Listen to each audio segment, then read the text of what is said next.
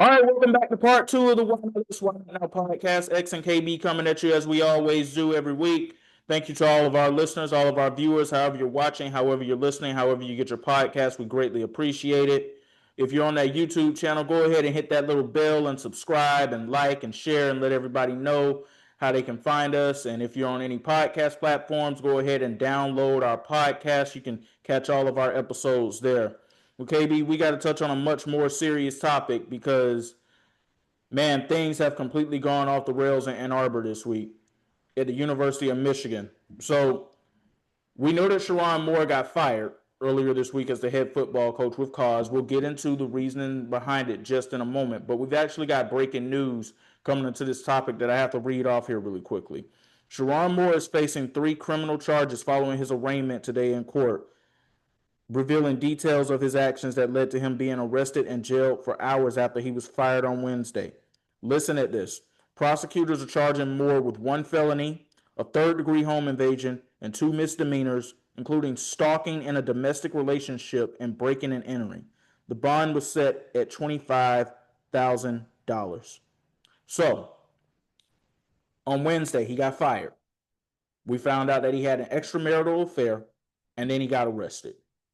I don't know if we've seen a more sad and embarrassing day for a figure in sports or just in the public eye in general all at one time than what we saw on Wednesday. And we've seen a lot. We saw what happened with Bobby Petrino, but to me, this one ends up taking the cake. And we're going to touch on the different layers of this entire thing and the impact it's having throughout and others who have been affected at the University of Michigan with this, but your early thoughts on what you have to say about this entire thing.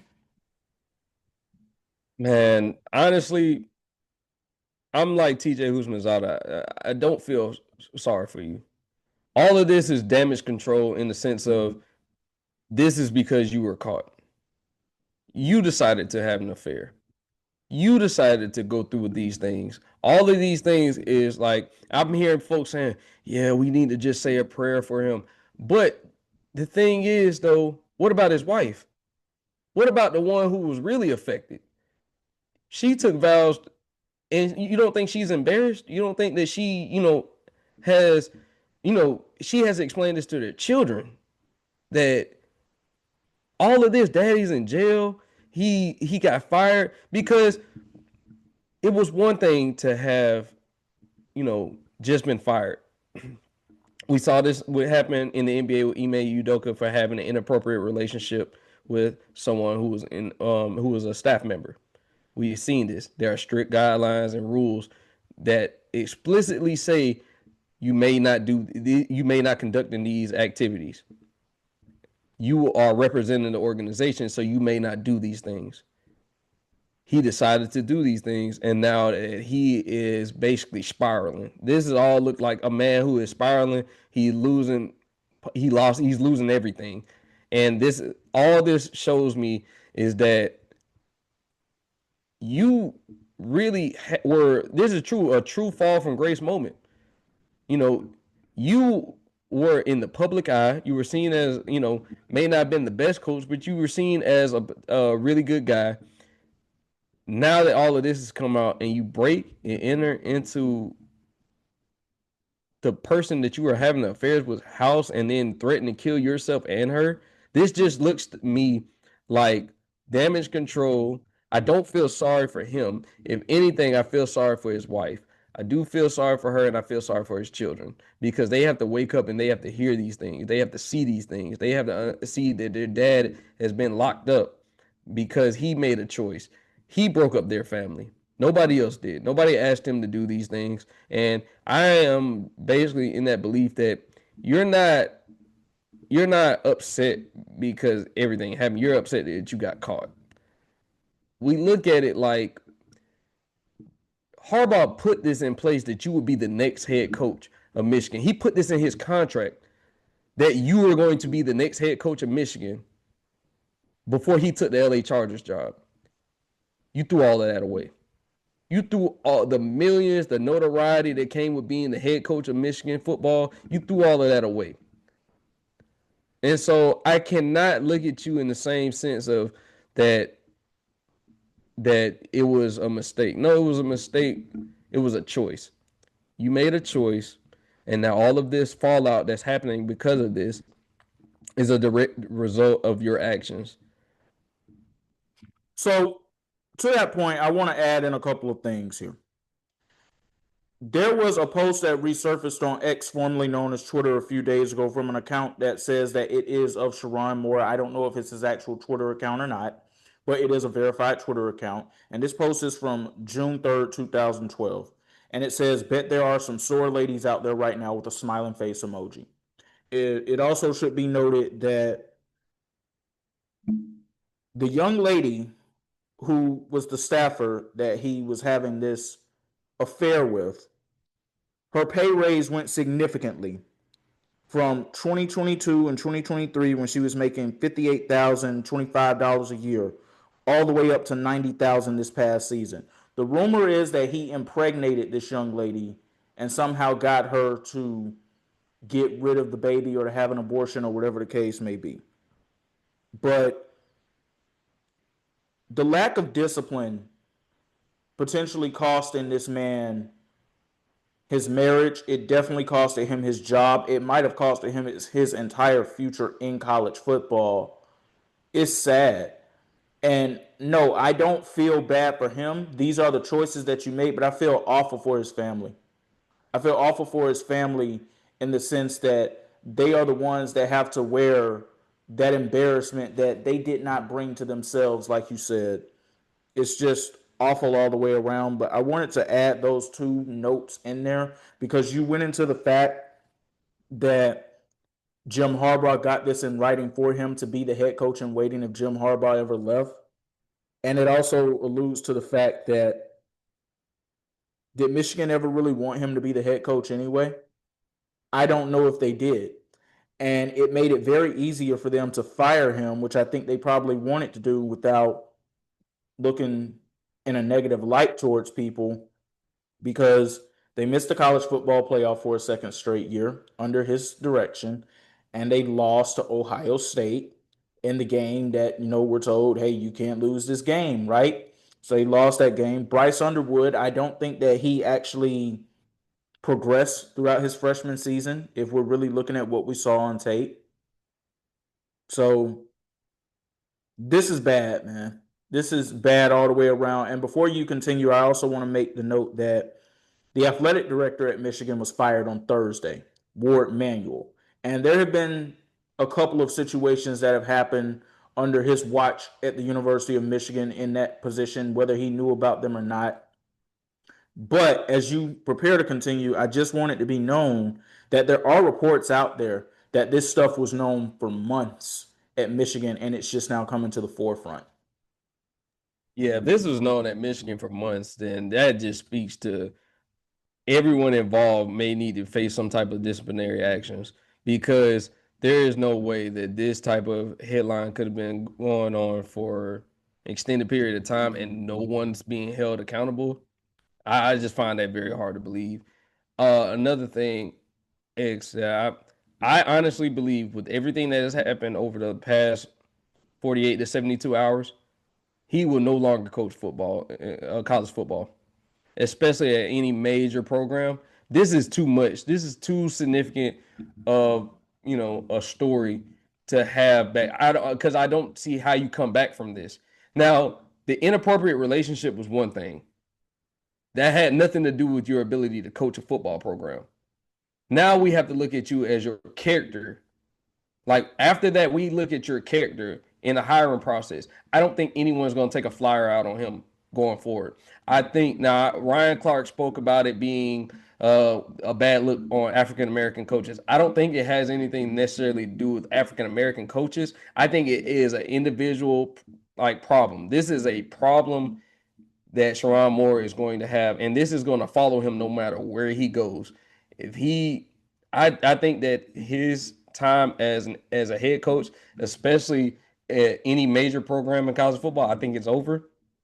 And honestly, we always talk about guys and we talk about like self-sabotage.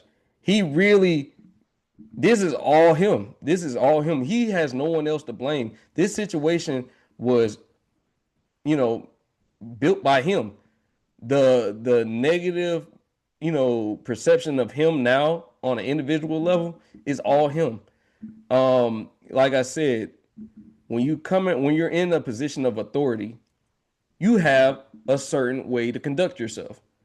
No matter what job you're on, no matter what industry you're in, no matter what you do, if you are in a position of authority and you have people working underneath you, there is a certain code of conduct. Not only a code of conduct, there are strict written rules and regulations that everyone must follow that they cannot, that they have to abide by.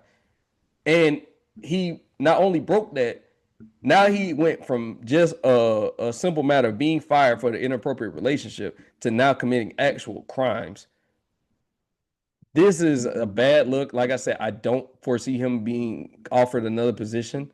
I don't even see him being offered a position as a coordinator. I just don't think that anyone will be able to look past what happened because that made everyone like kind of like pause for a minute. Like everyone looked at that story the same way that everyone followed the Ime Udoka story when it broke and everyone was trying to figure out more details and figure out what was going on. This is that story times 100. And it's not even in the same breath because while Ime Udoka was guilty of having an inappropriate relationship with someone on that staff and, and cheating, essentially, he didn't do this. This was 100 times worse.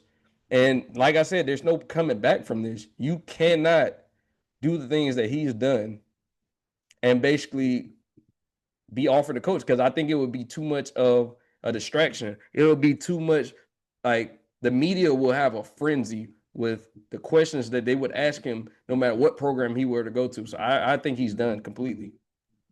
I agree with you on that 100%.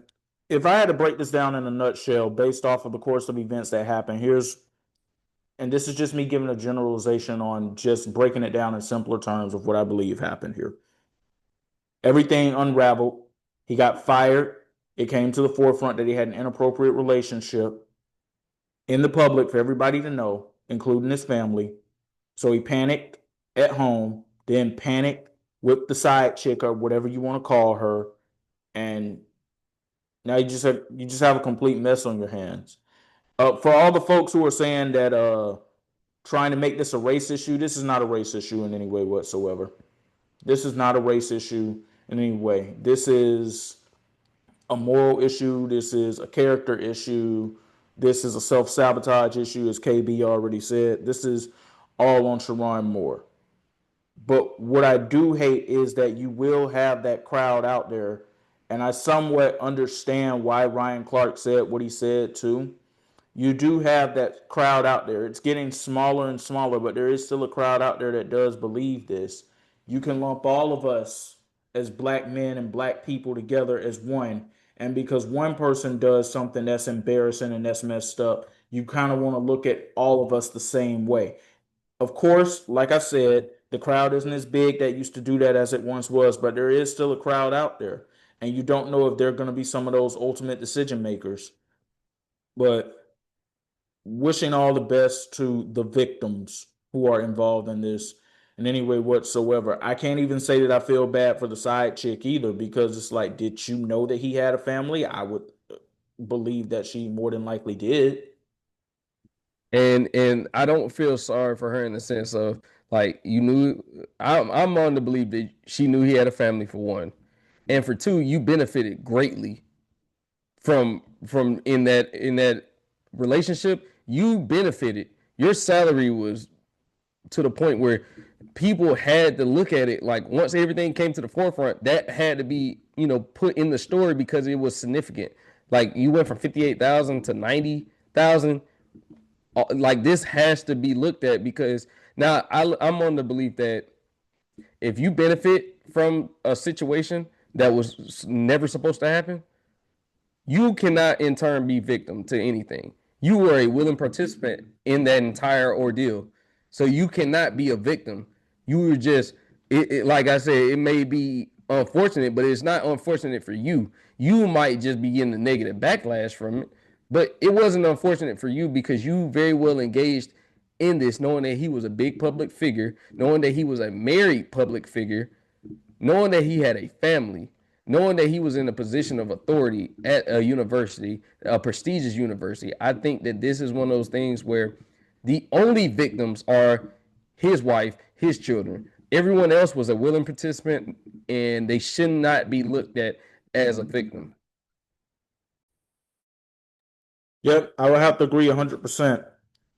We got to get to the sports side of this whole entire thing, though, because where does Michigan go from here, in your opinion? I've heard so many different things in the past couple of days, and it's so interesting that we talk about Alabama the way that we did in part one, because I see a world where Kalen DeBoer could end up leaving Alabama and going to Michigan, and that would probably actually end up being the better fit for him.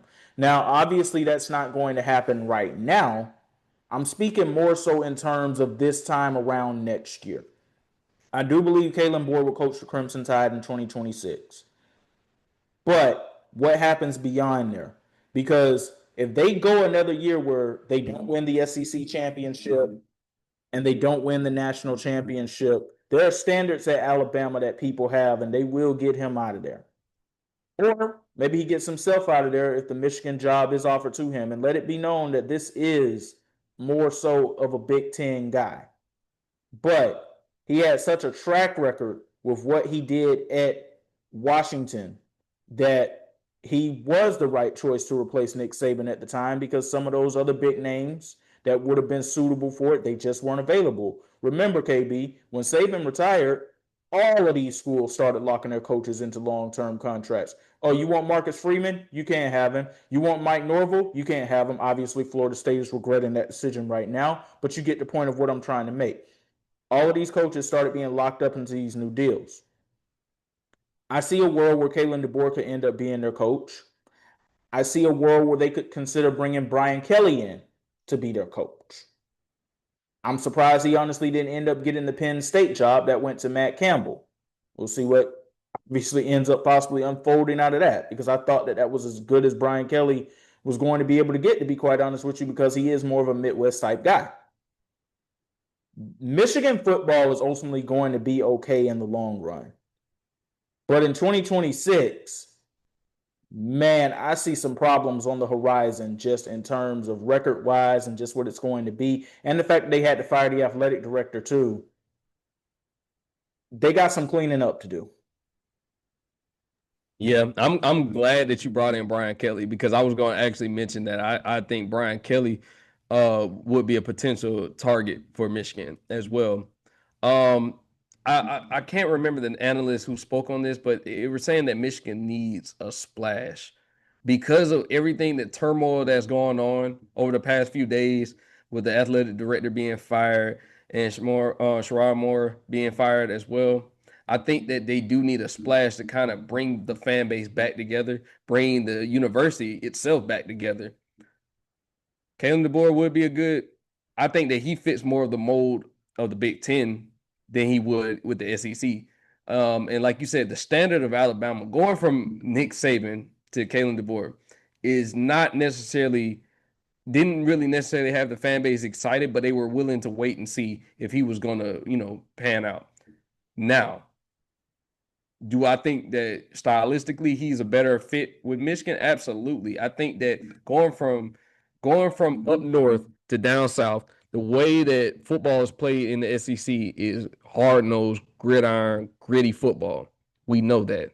But the Big Ten, it also has some gritty football, but it's a conference where, I think that Kalen DeBoer, his offense is more, stylistically fitted for.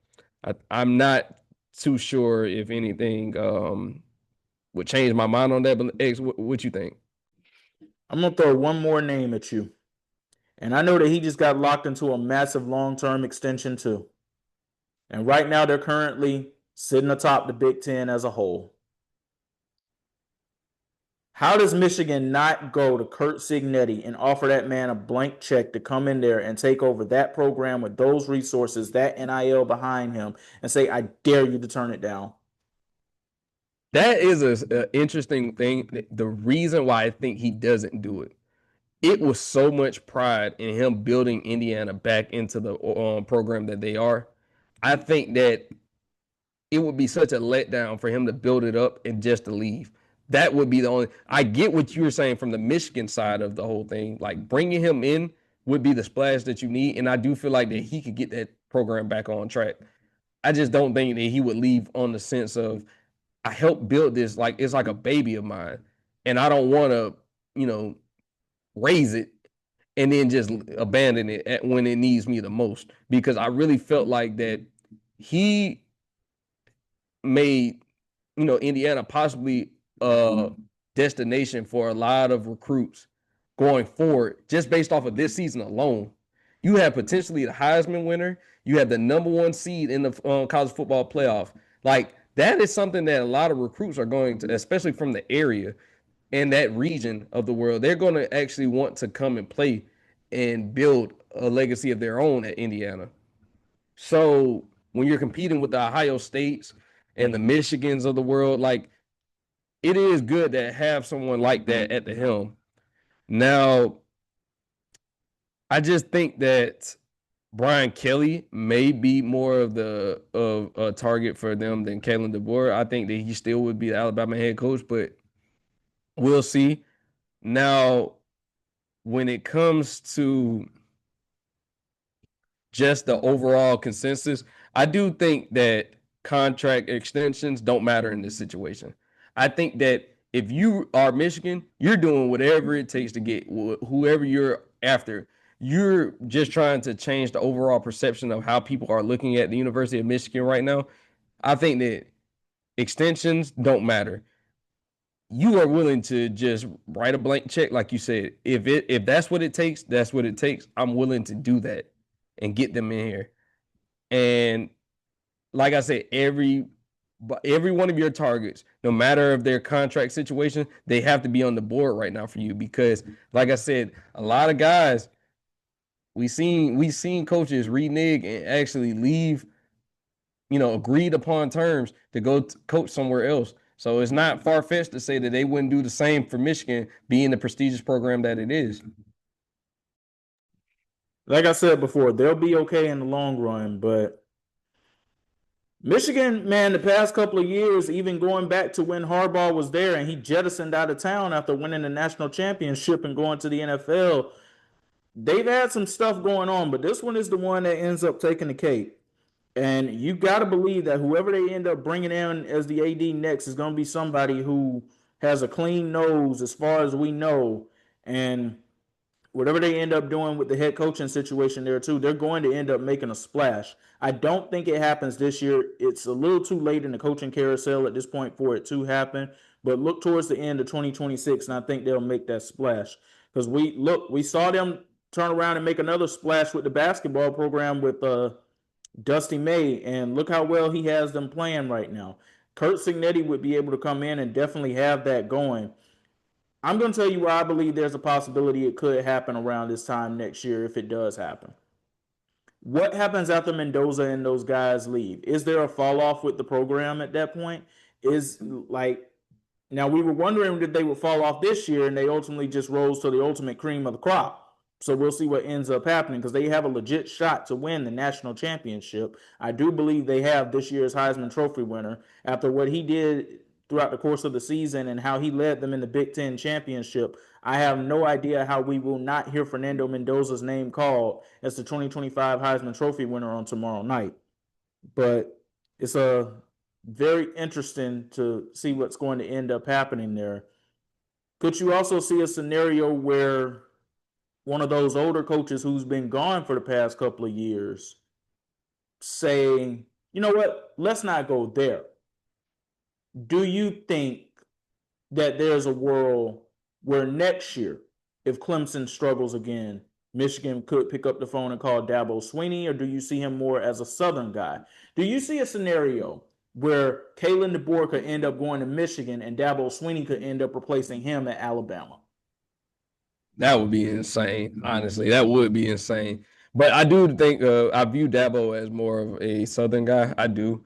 I view Kalen DeBoer as more of a northern, up north, northwest guy.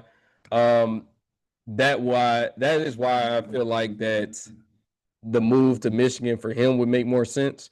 I don't know.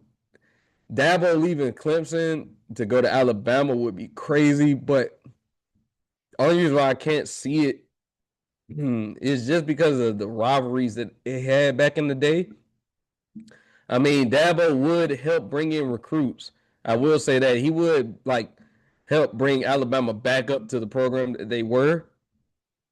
And I know he would probably have like Nick Saban's blessing as far as anybody. If you're gonna go and bring in a coach, it would be someone that you know you went to war with for years. Because if you remember Clemson and Alabama guys, they went to war for many years in the Deshaun Watson era.